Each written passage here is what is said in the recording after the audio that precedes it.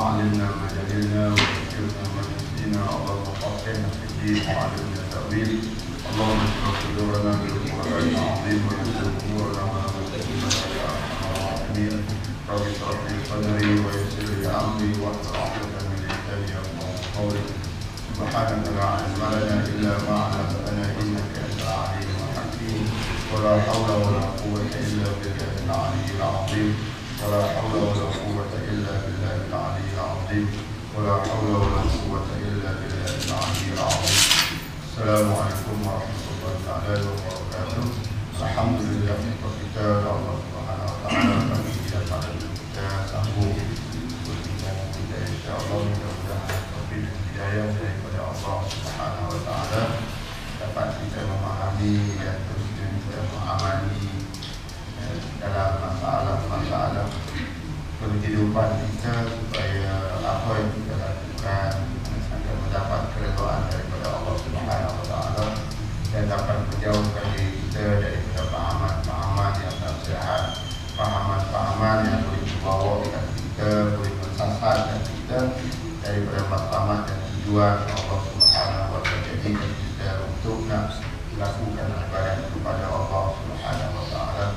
Apatah lagi dalam kita membicarakan masalah yang disebutkan oleh Imam Ghazali rahimahullah taala dalam kitabnya ini, kitab Syarhus Salikin, terjemahan daripada Ihtisar Riyadhuddin bagi pahaman Sufi, itu aliran tasawuf, tapi di sana dibicarakan berhubungan dengan tiga bahagian ataupun tiga formula yang mesti kita bincang pada malam pagi ini, iaitu berhubungan dengan sifat yang wajib bagi Allah Subhanahu wa taala dalam ilmu tauhid. Sifat yang wajib bagi Allah Subhanahu wa taala untuk kita nak mengenal Allah Subhanahu wa taala seperti mana yang disebut dalam kitab Tauhid aliran Imam Abu Hasan Asy'ari dan Imam Abu Mansur Al-Maturidi. Untuk kita nak mengenal Allah Subhanahu wa taala adalah melalui sifat yang wajib pada zat yang wajibul wujud, melalui sifat yang wajib pada zat yang wajibul wujud. Itu apa yang dibincangkan dalam kitab Tauhid.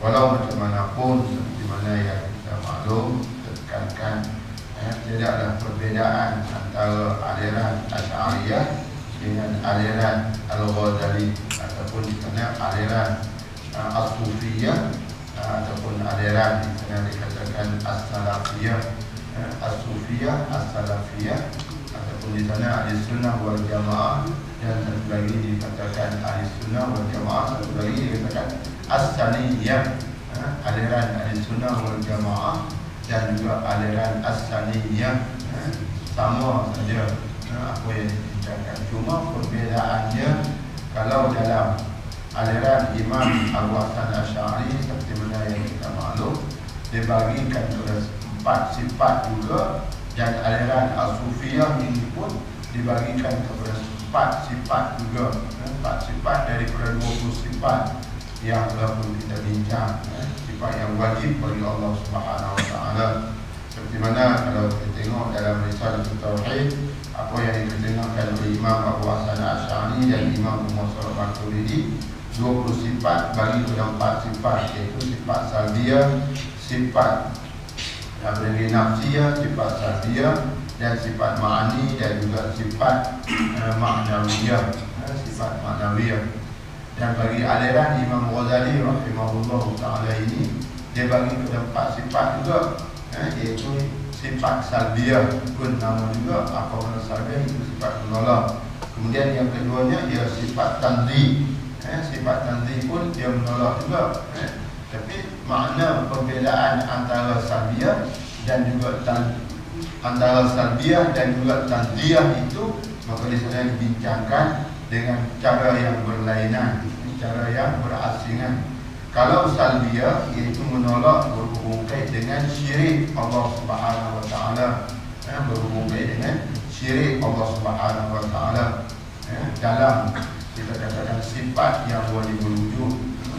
Kalau dalam sifat tanzih, iaitu dia menolak rupa dalam bentuk zat Allah Subhanahu wa taala, dia menolak rupa yang mana kalau kita pergi dalam sifat salbiyah, iaitu dikatakan syari la syarikul lahu. Itu dalam salbiyah, menolak Allah Subhanahu wa taala dalam apa sekalipun dia tidak menyebutui dengan segala perkara yang baharu, dengan apa sekalipun perbuatan dia sekali tadi ini dia tidak ada syirik, dia tidak ada syirik bagi dia. Kalau sifat tanzih, maka di sana berhubung kait dengan zat Allah Subhanahu wa taala, berhubung kait dengan zat Allah Subhanahu wa taala, yang mana zat Allah Subhanahu wa taala itu tidak menyerupai dengan segala zat yang baharu.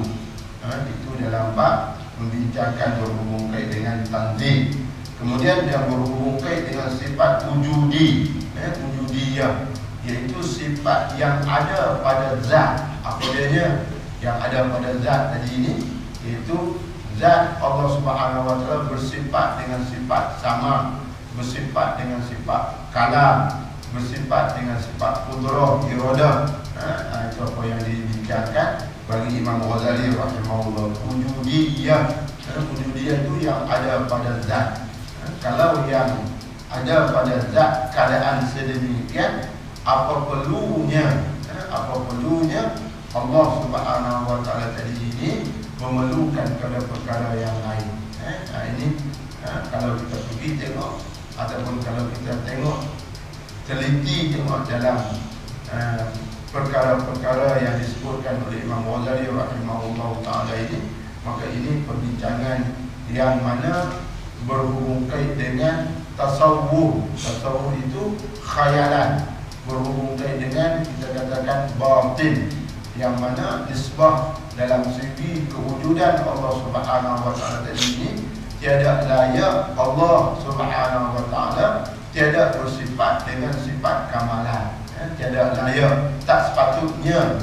Sebagai kita katakan Allah dinamakan Allah yang wajibul wujud, yang berhak kita sujud, yang berhak kita patuh, yang berhak kita mengabdikan diri kita, maka di sana sifat kesempurnaan dan juga sifat yang dikatakan kamalan bagi Allah Subhanahu wa taala itu sendiri. Maka tiada langsungnya tiada ada kekurangan, tiada ada kecacatan, tiada ada sekali-kali zat Allah Subhanahu wa taala bersifat dengan sama dengan sifat segala yang baharu. Itu dia menolak. Maka sebab itulah bagi golongan-golongan sufi, apabila sampai satu tahap, sampai tahapnya mereka menganggapkan hatta diri mereka sekalipun adalah di dalam genggaman, di dalam kekuasaan Allah Subhanahu wa taala. Siapa yang menjadi Allah, siapa yang mengirim Allah, siapa yang membenarkan Allah, maka tiada ada kecuali Allah. Apabila tiada ada kecuali Allah, hatta diri dalam diri mereka itu pun, maka itu adalah pergerakannya daripada Allah. Maka timbullah siapa dalam baju dalam diri Allah, Allah. Ini bagi orang yang sampai ke tahap ma'rifat, seperti mana yang kita bincang dalam ilmu tauhid, ilmu tauhid di sana yang dikatakan al-hallaj, itu seorang ulama sufi yang seorang kita katakan ahli tasawuf, sampai ke tahap yang menganggapkan dirinya tadi ini adalah Allah bagi pandangan, bagi anggapan kita orang awam. Maka sebab itulah dalam anggapan sedemikian, untuk nak mengelakkan supaya jangan jadi fitnah, jangan jadi boleh mengelirukan orang awam macam kita ini, dipersetujui juga oleh Imam Junaid Al-Baghdadi, seorang ulama tasawuf juga. Maka halat dipancungkan tengkok dia, halat dipancungkan tengkok dia tadi, dipotong leher dia, dihukum bunuh, maka digantungkan kepala yang tadi ini arah daripada makmum, arah daripada pemerintah. Jangan menghadapkan muka dia ke kiblat, jangan menghadapkan muka dia ke kiblat. Tapi satu keajiban berlaku apabila besok paginya muka Al-Hallaj menghadap kiblat dan lidah Al-Hallaj basah berzikir kepada Allah Subhanahu wa taala, sekalipun muka dia, sekalipun kepala dia telah pun bercerai dengan badan dia tadi. Sekalipun kepala dia bercerai dengan badan dia, maka di sana lidah dan muka dia tetap menghadap sebelah kiblat. Ini karamah yang Allah Subhanahu wa taala bagi. Maka sebab itulah seperti mana yang kita maklum, bagi pandangan kita orang yang macam ni kafir pada manusia, tapi Islam pada Allah Subhanahu wa taala. Kafir pada manusia.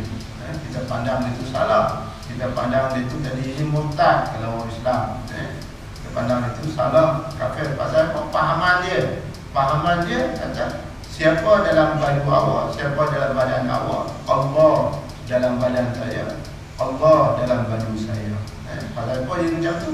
Semuanya pergerakan, semuanya apa yang dilakukan tanpa izin daripada Allah, maka dia tidak boleh lakukan. Bercakap, saya bercakap tanpa izin daripada Allah, maka saya tidak boleh bercakap. Maka siapa yang bercakap? Allah Subhanahu wa taala yang bercakap. Nah ini bagi kita, kata Allah bercakap ke? Ini bagi pandangan kita orang awam. Maka sebab itulah di sana dia katakan kafir pada manusia, tapi Islam pada Allah, mukmin pada Allah Subhanahu wa taala. Tapi bagi kita pada hari ini, kafir pada Islam pada manusia, pada Allah Subhanahu wa taala, wallahu a'lam. Kita pada hari ini kita menganggap kita Islam pada Allah, kita mukmin pada Allah. Tapi pada kita mukmin pada manusia, Islam pada manusia, tapi pada Allah Subhanahu wa taala, wallahu a'lam. Pasal apa kita jadi macam tu? Kita menganggap kita orang Melayu, orang Islam. Kita menganggap ayah mak kita orang Islam, kita pun Islam. Tingkah laku kita, cara tindakan kita, cara perbuatan perkataan kita tidak mencerminkan sebagai seorang Islam. Ini bagi kita pada hari ini. Bagi kita pada hari ini. Maka ini pun juga dikuatkan ataupun disebutkan dalam kitab Kashful Lisan, dalam bab janaiz, dalam kitabul janaiz di sana yang berhubung kait dengan tanggungjawab bagi orang Islam terhadap orang mati. Maka orang yang mati itu dalam keadaan macam mana sekalipun asalkan dia itu sebagai seorang Islam, macam kita orang Melayu, apabila orang Melayu mati, maka anggapan kita apabila orang Melayu itu mati, maka orang Melayu itu adalah orang Islam. Maka tanggungjawab kita sebagai orang Melayu yang beragama Islam, mandikan dia, kapankan dia, tanamkan dia, mandikan dia, kapankan dia, sembahyangkan dia dan tanamkan dia. Jangan kita mempertikaikan dia mati itu macam mana. Mati dengan jerat leher, mati dengan minum arak, mati dengan kita katakan atas perut zina. Maka jangan kita mempertikaikan. Itu adalah keadaan dia. Islam dia Allah Subhanahu wa taala yang menilaikan. Tanggungjawab kita mandi, kapan, sembahyang, tanam. Itu apa itu? Sebab di sana apa yang disebutkan dalam kitab Kashful Lisan, kalau dia mati dalam keadaan menjorotkan leher dia tadi ini, kita tidak tahu di dalam hatinya tadi ini, dia menjorot leher dia tadi ini, adakah dia mengiktikadkan dengan dia katakan itu halal, mengiktikadkan, mengatakan itu halal bagi dia membunuh diri itu sendiri. Kita tak tahu. Kalau dia mengiktikadkan kata itu halal, maka hukumnya adalah murtad. Kalau dia tidak mengiktikadkan, maka hukumnya dosa besar. Sebab di sana kita dilarang jangan kita bunuh diri kita. Wala taqtulun nafsal lati haramallahu illa bil haqq. Jangan kamu bunuh seseorang, jangan kamu bunuh satu-satu jiwa, satu-satu nyawa tadi ini. Wala taqtulun nafs allati haramallahu, yang telah diharamkan oleh Allah Subhanahu wa taala, kecuali dengan keadaan yang benar, dengan rupa yang benar. Itu rupa yang benar tadi ini dalam hukum jenayat di sana, an-nafsu bin nafsi wal 'ainu bil 'aini wal anfu, apa yang dibincangkan dalam bab jenayat di sana. Kenapa disyariatkan bab jenayat? Sebab dalam diri manusia ada nafsu yang berbentuk ghadabiyah, sifat kemarahan. Maka untuk nak mengelak, nak membendungkan supaya jangan melarat, jangan berlaku perkara-perkara ini, maka disyariatkan masalah, syariatkan hukum jenayah. Al-qisas hayatun ya ulil albab, bagi orang yang mempunyai mata hati. Qisas adalah satu penghidupan, satu keamanan, satu ketenteraman, tapi bagi orang yang mempunyai mata hati. Kalau orang yang tak mempunyai mata hati, maka itu dia katakan satu kezaliman, satu penginayaan. Kalau kita membunuh orang dan sebagainya, ini apa yang dibincangkan. Kemudian sifat yang keempat, pembahagian yang keempat, kita ambil dengan cara, kita katakan dengan cara rambang ataupun dengan cara ringkas dalam pembahagian. Imam Ghazali rahimahullah ta'ala, iaitu berhubung dengan ilmu tauhid. Ilmu tauhid ini yang mana seperti yang kita maklum dalam kitab Imam Ghazali, induknya Ihya Ulumuddin, kalau dah berlaku sekali lagi dunia Islam tadi ini, berlaku sekali lagi, maksud dia kalau berlaku seperti mana kumpulan-kumpulan Mongol Tatar dulu merangi, iaitu dia membakarkan Darul Hikmah yang berpusat di Baghdad dulu, iaitu yang dikatakan Sungai Dajlah jadi air hitam disebabkan di sana dakwat kitab-kitab yang dibakar oleh penjajah-penjajah dulu. Maka kalau berlaku dunia Islam sekali lagi, kalau ada kitab Imam Ghazali, insya-Allah selamat manusia daripada kegelapan, selamat manusia terlepas manusia dalam hidup sengsara, selamat manusia daripada berpandukan kepada syariat yang hanya pada masa itu ada hanya kitab Ihya Ulumuddin sahaja.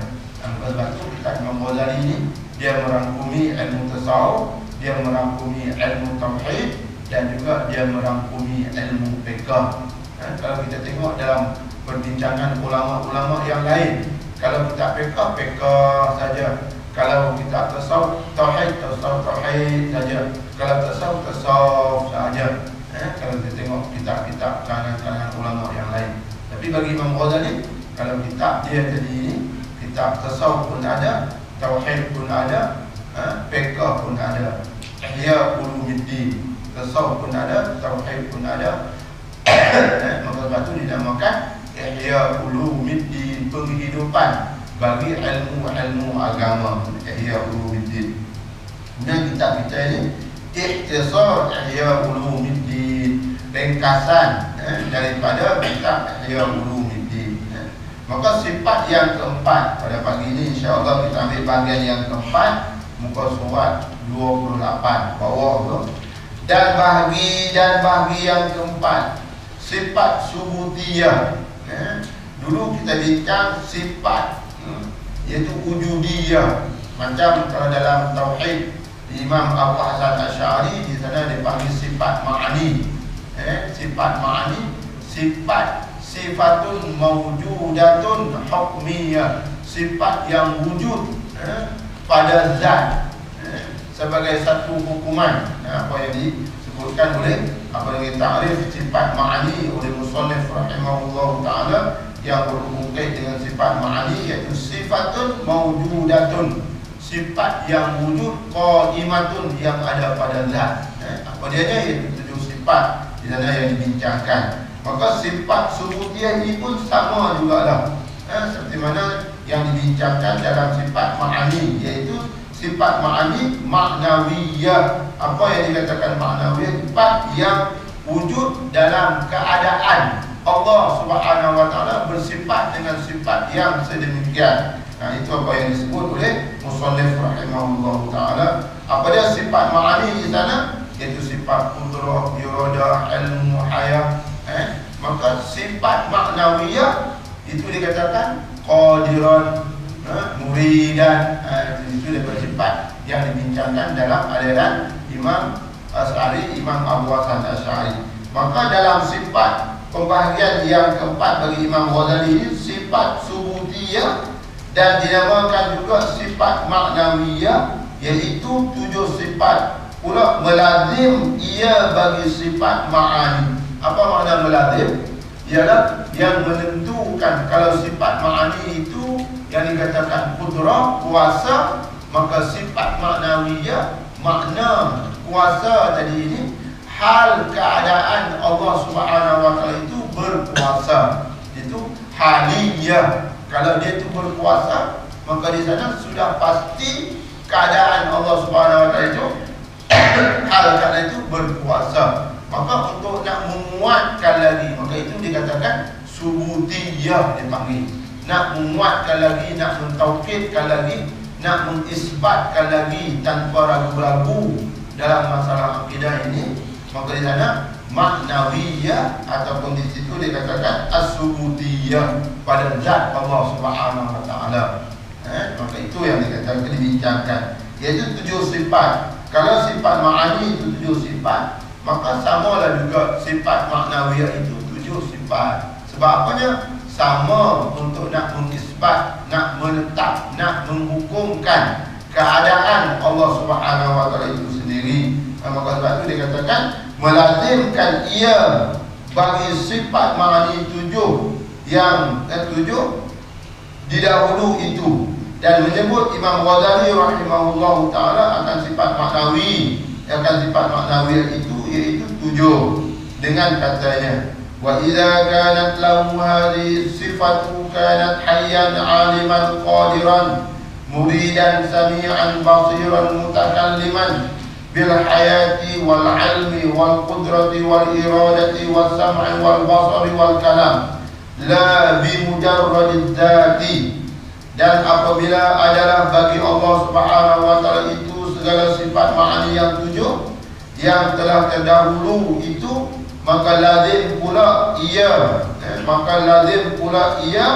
bersifat dengan sifat maknawiyah yang 7 pula, iaitu adalah Allah Subhanahu wa taala itu hayatun yang hidup, aliman ataupun hayatan, aliman yang mengetahui, qadiran yang berkuasa, muridan yang berkehendak, sami'an yang mendengar, basiran yang melihat, mutakalliman yang berkata-kata. Yakni adalah Allah itu hidup, ia dengan sifat hayat, dan mengetahui ia dengan sifat ilmu, dan kuasa ia dengan sifat qudrah, dan berkehendak ia dengan sifat iradah, dan mendengar ia dengan sifat sama', dan melihat ia dengan sifat basar, dan berkata-kata ia dengan sifat kalam.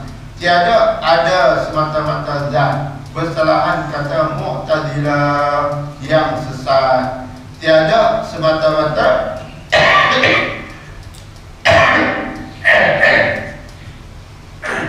tiada semata-mata zat.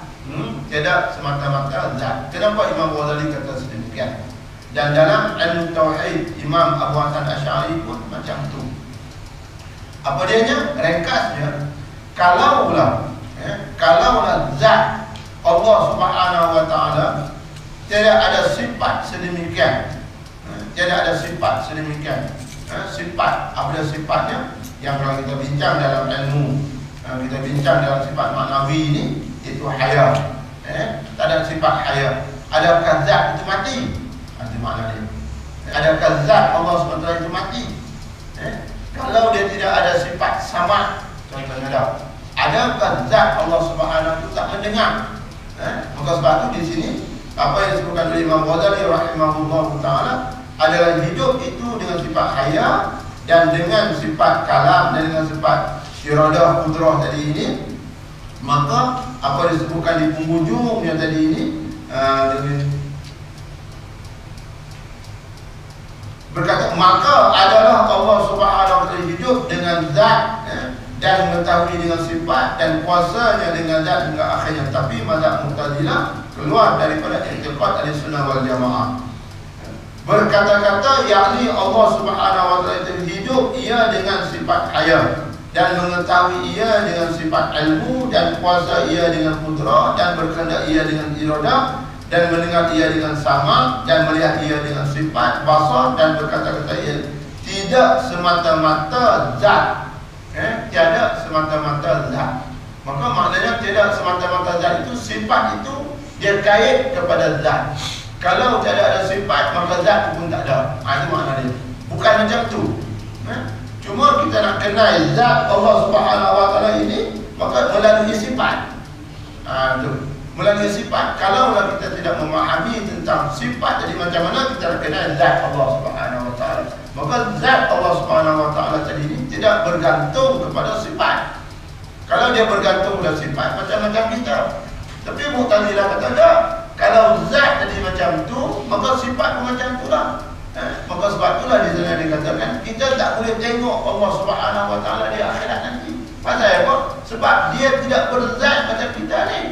Macam zat kita, zat kita dia susu, zat kita dia berjisim, zat kita dia kita kata berjirim. Tapi zat Allah tak macam tu. Kalau zat Allah macam zat kita, maka sudah pasti di sana dia serupa. Kalau zat Allah macam kita, di sana dia mungkin telinga. Kita kalau kita tak ada telinga pada zat kita ni, maka kita tak boleh dengar. Kita kalau tak ada mata pada zat kita, maka kita tak boleh nampak. Nampak tak?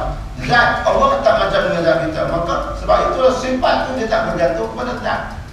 Kalau sama macam tu, maka sebab di sana juga dia memberi berkat bukan dengan sifat, tapi dengan zat Allah Subhanahu Wa Taala. Maka zat Allah Subhanahu Wa Taala ada berkat sifat dah.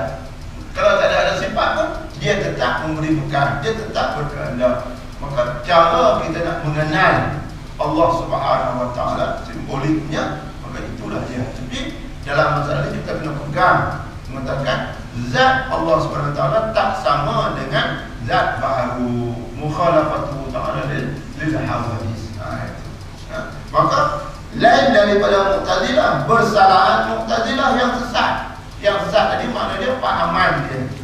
Pahaman Mu'tazilah mengatakan Allah Subhanahu Wa Taala tak berzat. Apabila Allah Subhanahu Wa Taala tak berzat, maka macam mana? Maka ini dalam perbincangan dia. Maka sebab itulah Musannif rahimahullah ta'ala kata pahaman Mu'tazilah itu sesat. Maka ia kata adalah Allah SWT hidup dengan zatnya dan mengetahui dengan zatnya dan kuasa dengan zatnya hingga akhirnya. Dia tidak bersifat, tidak boleh sifat. Ini pahaman.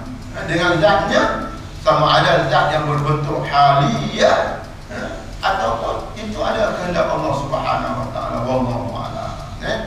Ini apa yang dibincangkan. Maka ahli sunnah wal jamaah ini cuma nak cerita je sana. Zat Allah Subhanahu Wa Taala tak serupa dengan zat yang baharu. Dan kita akan melihat Allah Subhanahu Wa Taala di akhirat. Macam mana? Wallahu a'lam. Maka ini nikmat yang paling besar. Maka kita dengar daripada percaya daripada Al-Quran dan kita dengar daripada hadis Nabi sallallahu alaihi wasallam, nikmat yang paling besar sekali di akhirat ialah dengan kita melihat wajah Allah. Seperti mana hadis Nabi sallallahu alaihi wasallam bagi sahabat,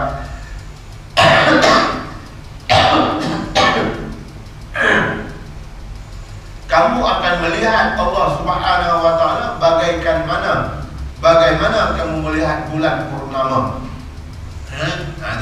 Bagaimana kamu melihat bulan purnama? Bulan purnama itu dikatakan badar.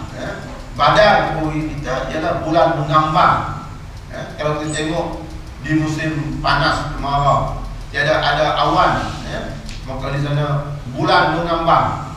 Maka ketika itu kita akan melihat Allah Subhanahu Wa Taala bagaimana kita melihat bulan purnama. Apa maksud dia? Dengan tiada ada dinding, dengan tiada ada halangan, dengan tiada ada perkara yang boleh menghalang kita melihat zat Allah yang Maha Suci. Maka adakah macam bulan tu? Kan macam tu. Kalau macam bulan, maka diumpamakan zat Allah itu bulan. Apabila bulan itu baharu, itu adalah salah. Bagaimana? Maksudnya ialah kita melihat Allah dengan tanpa dinding. Itu clear, terang, tak ada masalah. Itu nikmat yang wa ilaiha nadhirah, kepadanya kita akan melihat. Wa ilaiha nadhirah, kepadanya kita akan melihat. Apabila sebut nadhirah tu, maka di sana kita lihat dengan mata kita. Sebab apa di sana? Sebab Allah Subhanahu Wa Taala ibaratkan dalam surah dalam Al-Quran sana, afala yanzuruna ilal ibili kaifa khuliqat. Hang tak tengok kepada unta bagaimana Tuhan jadi? Wa ila samai kaifa rufi'at, Kamu tak tengok kepada langit macam mana Allah mengangkat, wa ilal jibali kaifa nusibat, kepada bukit-bukit macam mana dipacakkan, begitu hebat. Afala yanzuru, nazara iaitu lihat, bukan lihat dengan mata hati, tak, lihat dengan mata, itu digunakan dengan nazara dalam bahasa Al-Quran yang disebutkan di sana. Apabila nazara, maka sebab itu dalam bab akidah juga di sana dia ada dua orang yang nak memeluk Islam ini, sama ada berbentuk nazari ataupun berbentuk daruri. Itu faedah istilah dalam masalah akidah. Orang, contohnya ada orang yang bukan Islam, mai kat kita, ustaz, saya nak masuk Islam, saya nak masuk Islam. Maka tengok dia tu macam mana. Dia kata dia nak masuk Islam, cara nazari ke ataupun dengan cara daruri. Apa makna cara nazari?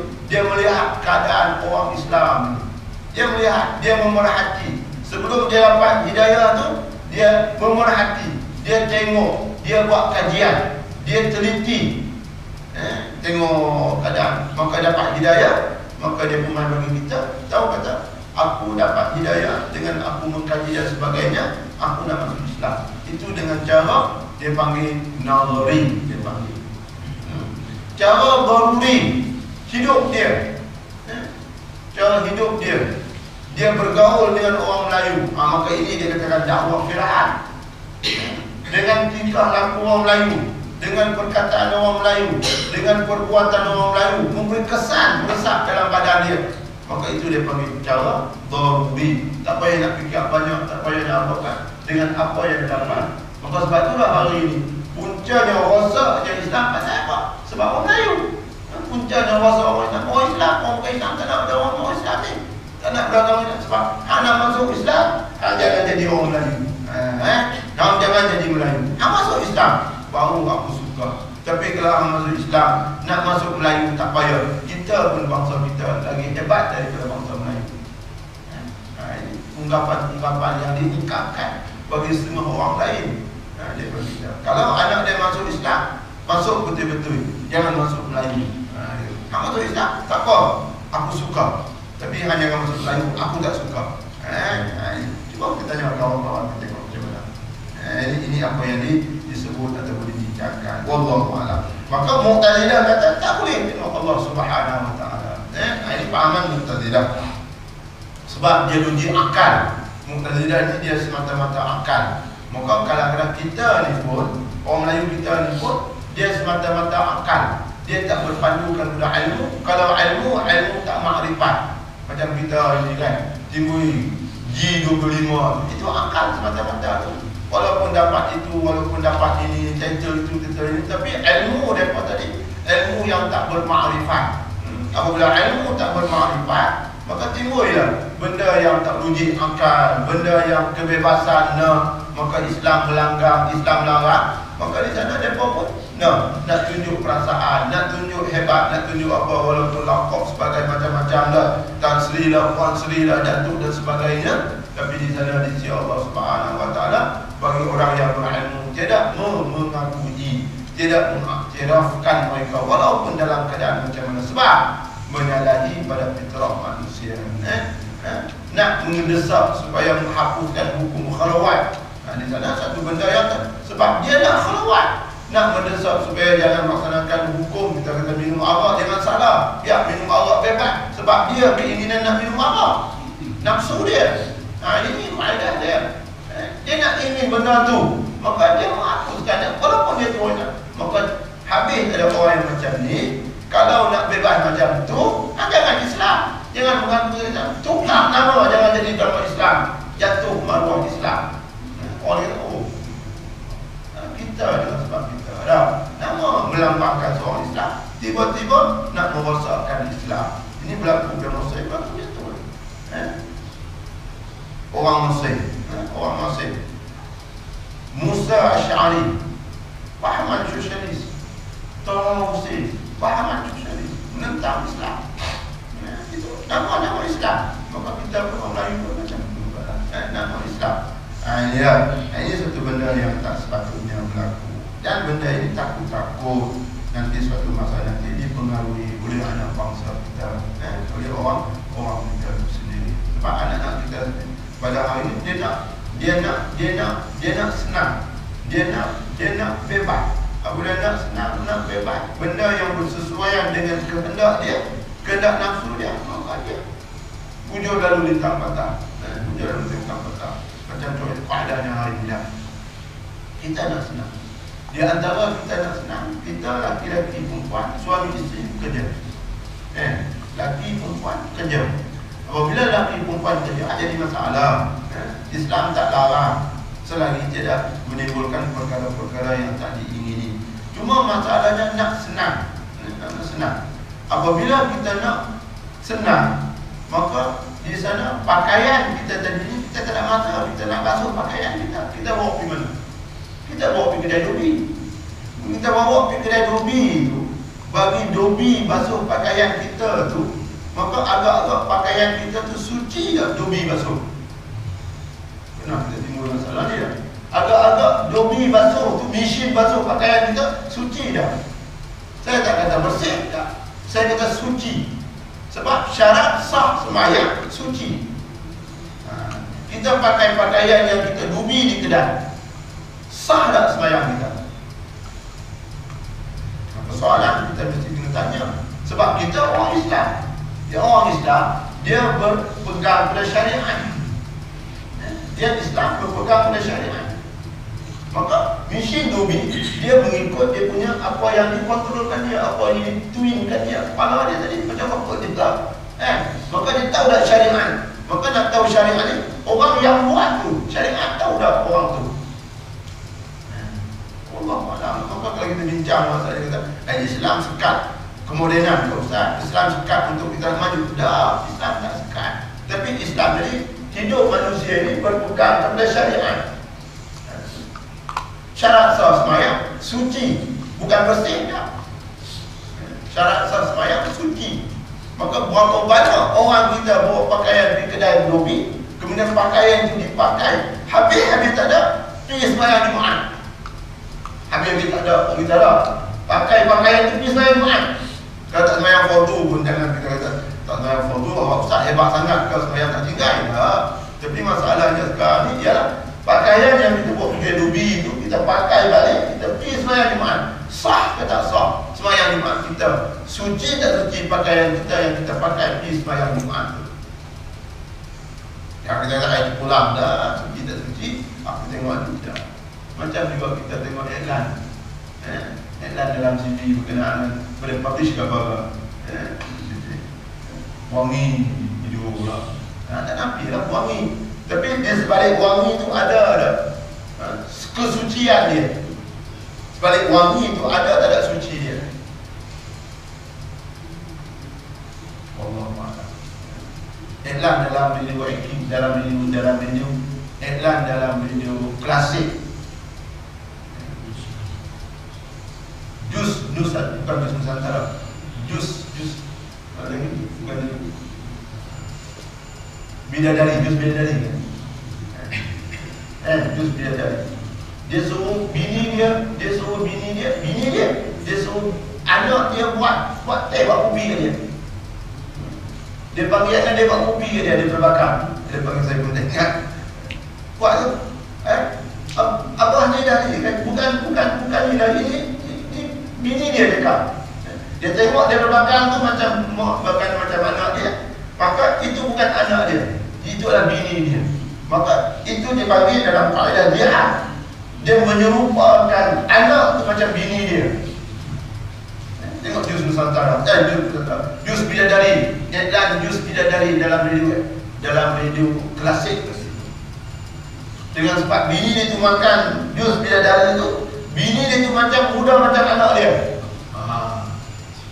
Maka hukum ziharnya kita menyerupakan bini kita dengan anak macam mana? Dalam keadaan kita merupakan bini kita dengan anak dia, kita merupakan bini kita dengan mak kita. Tapi dalam ilah dia ialah kita menyerupakan bini kita macam orang yang haram nikah dengan kita. Maka itu dikatakan zihar nama dia. Maka sebab itulah keadaan hari ini banyak berhubung dengan tasyabuh ni banyak sangat. ataupun benda-benda yang boleh mengelirukan dalam kehidupan kita itu sendiri.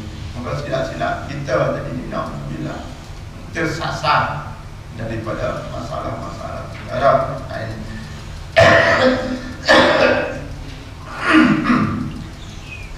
Kemudian orang kata awak pihak berkuasa tak kontrol ke ustaz?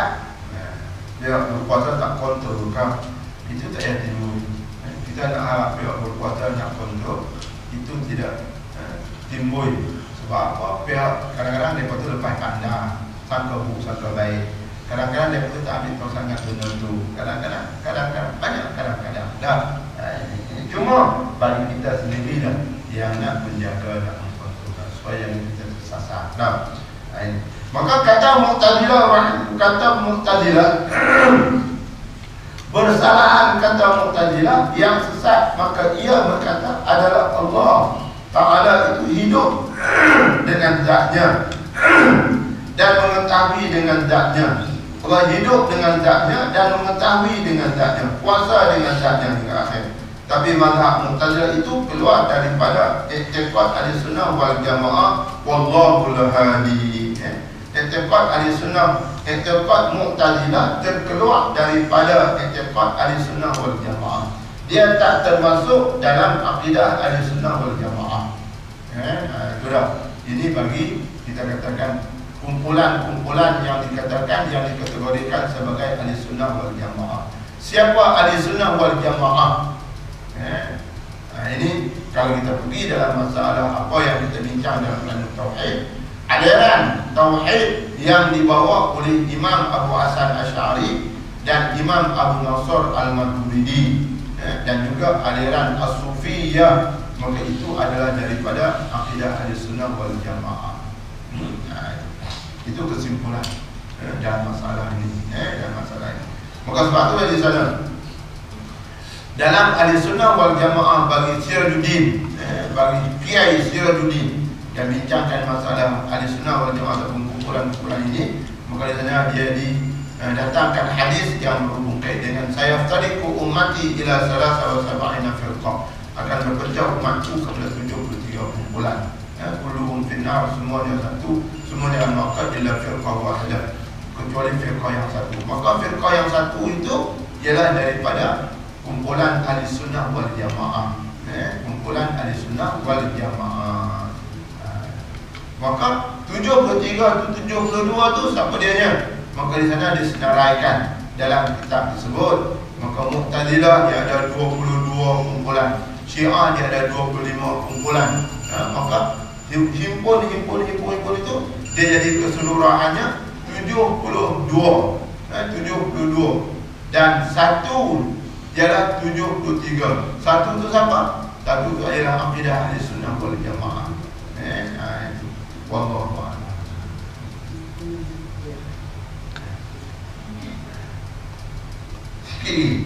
Bermula sifatul af'al, yakni perbuatan Allah Subhanahu wa taala itu wajib kita i'tiqad bahawa Allah Taala itu harus menjadikan segala yang mungkin dan harus meninggalkan ia akan dia. Maka sifat af'al, qudrah iradah, qudrah iradah itu di antara sifat af'al, perbuatan Allah Subhanahu wa taala. Hal keadaan Allah Subhanahu wa taala itu berkuasa, hal keadaan Allah Subhanahu wa taala itu berkehendak, itu termasuk dalam sifat af'al. Maka sifat af'al, qudrah dan iradah, dia ta'alluq dalam perkara yang mungkin.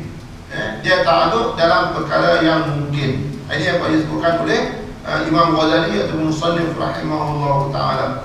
Apa perkara yang mungkin? Iaitu mengadakan ataupun menidakkan. Mengadakan ataupun menidakkan. Harus bagi Allah Subhanahu wa taala melakukan dan harus Allah Subhanahu wa taala tidak melakukan.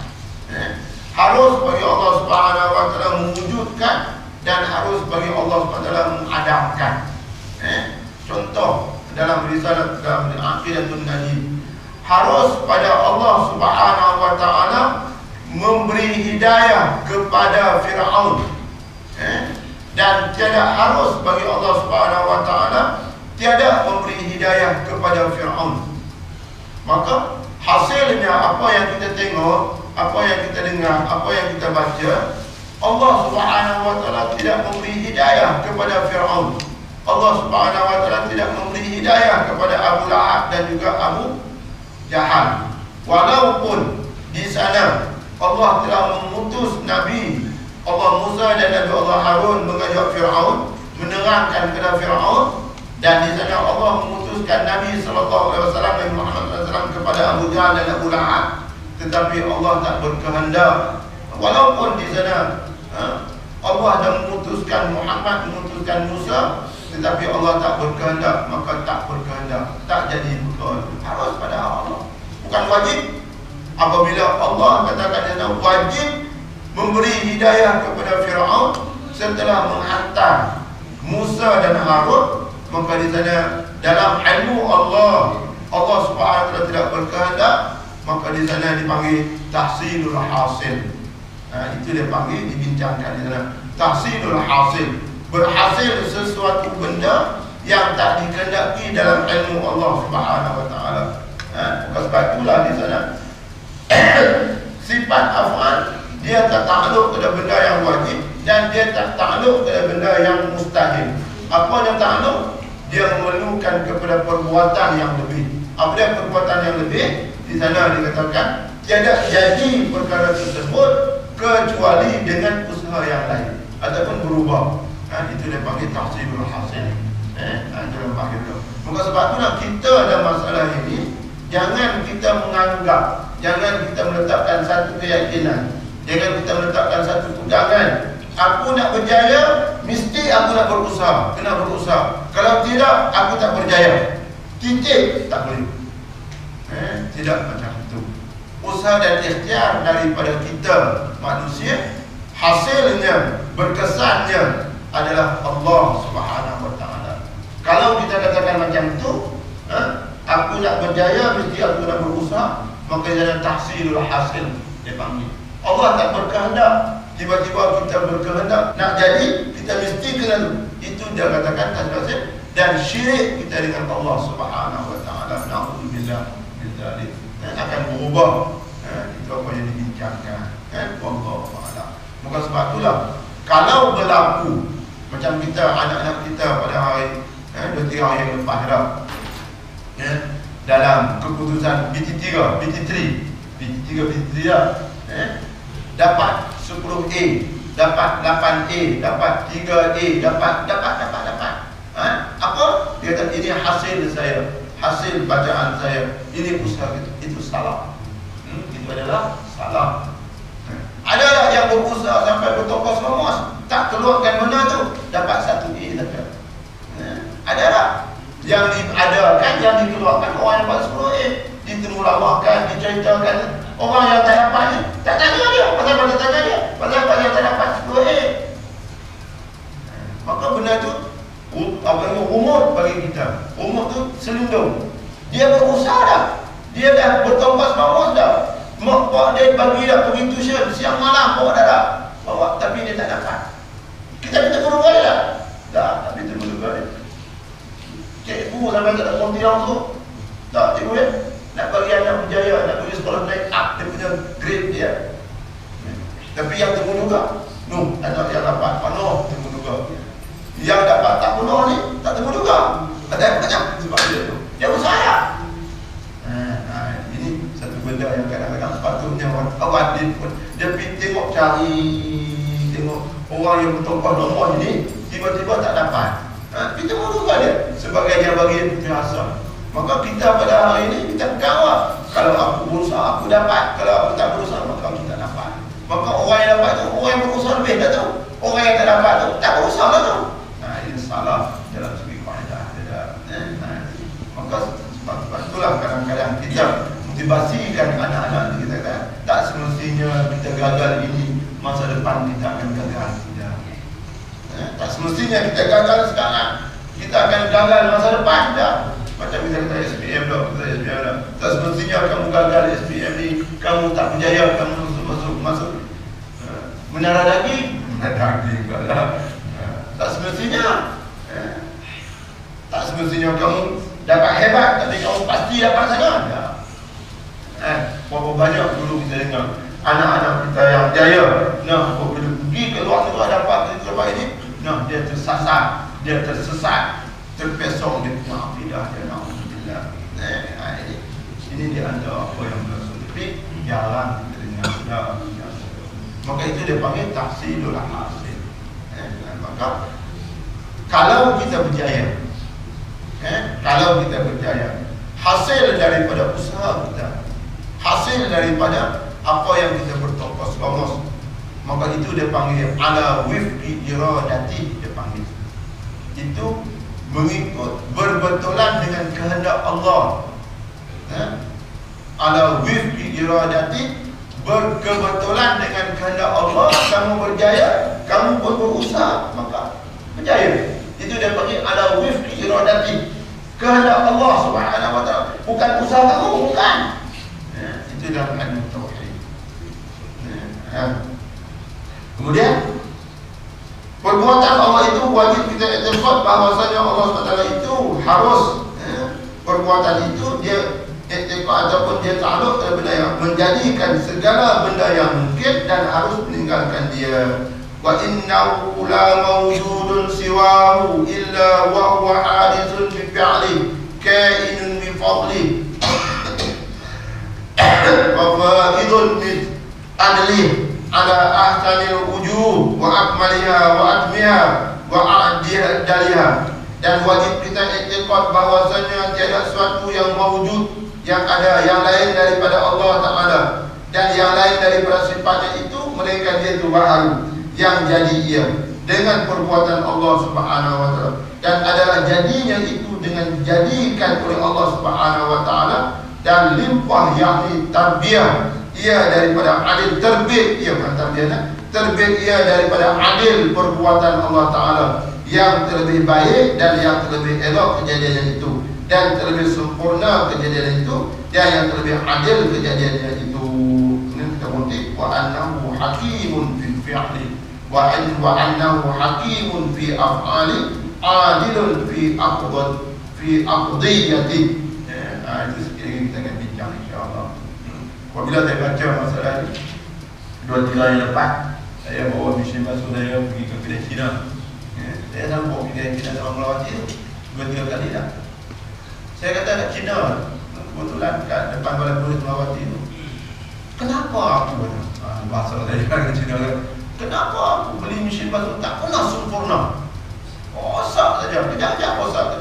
Dulu dia kata dah sampai berapa tahun dah haji pakai. Saya kata 2 tahun lebih dah saya pakai mesin basuh saya tu. Biasalah sampai masa dia. Biasalah sampai masa dia kata. Kemudian semalam ada 2-3 hari lepas dia tu, dia kata kenapa? Sebab saya pun beli satu tu. Kenapa beli tak sempurna ni? Biasa dia kata, kita ni mana ada yang sempurna. Tak ada yang sempurna, dia kata. Tuhan pun tak sempurna. Dia kata Tuhan pun tak sempurna, dia kata. Tak ada yang sempurna, dia kata kan. Mula-mula dia kata tak ada yang sempurna. Biasalah tak ada yang sempurna. Tuhan pun tak sempurna. Saya pun terpulak, saya kata, Tuhan boleh, Tuhan awak boleh, Tuhan kamu boleh kata sempurna, Tuhan aku dah, Tuhan aku sempurna. Dia terpulak mulut saya tu. Dia kata, Tuhan kamu ya tak sempurna, tapi Tuhan saya dah sempurna, Tuhan saya. Dia bersenyap, dia senyap kata, dia kata Tuhan pun tak sempurna, dia kata. Kemudian dia cakap dengan anak buah itu, orang Melayu kita orang kata, itu kaki dia. Ini teruk lah ni, dia kata. Tuhan dia boleh lah, dia kata. Anak buah dia, Tuhan dia boleh lah, dia kata. Ini dia dapat salah, dia kata tu. Itu budak Melayu, dia boleh faham, budak muda lagi. Tuhan dia boleh lah, dia kata tak sempurna. Tuhan kita boleh, dia kata. Dia kata ini budak tu. Ini dia antara orang yang berlaku. Dia kata Tuhan tak sempurna. Wallahu a'lam. InsyaAllah mudah-mudahan taufik dan hidayah daripada Allah Subhanahu wa ta'ala. Moga-moga Allah Subhanahu wa ta'ala sentiasa memberi kita jalan ke arah untuk nak mendapat keridhaan daripada minggu yang lepas. Saya minta maaf dia banyaklah tertunggu. Lili telefon pukul 6.20. Ustaz nak pergi ke? Nak pergi ni? Ustaz, berapa dah? 60 dah Allah tak ada kata. Telefon dia tu, telefon saya tu. Saya pun duduk mangu, dia celek dah. Tak pergi dia kan. Berbimbang saya ada 60 orang dah. Berapa 60 orang? Allah tak jadi lah kata. Di bulan awal bulan itu. Terlajak sangat tu. Lagi pula mungkin ubah masa dia ubah masa. Jadi macam tu Allah Taala. Tapi kalau arwah guru dia tak kira penat dah. Dia celek mata sedap dia dah. Kalau ada bisa ada biasa. Kita nanti sikit boleh kita sedap dah. Allah Taala. Kelemahan dia sendiri minta maaf banyak. Aku boleh ada. Astagfirullahaladzim. Assalamualaikum warahmatullahi wabarakatuh.